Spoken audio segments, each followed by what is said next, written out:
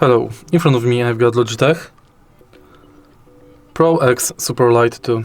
In this video I'll show you how to manage profiles.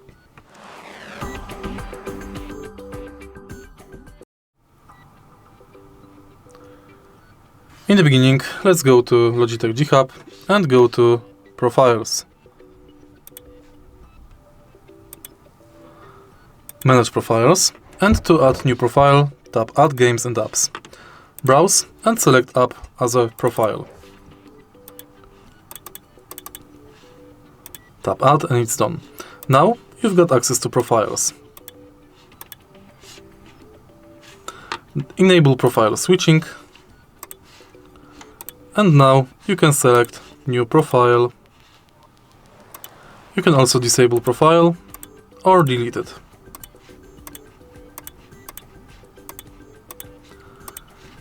If you find this video helpful, please leave like, comment and subscribe.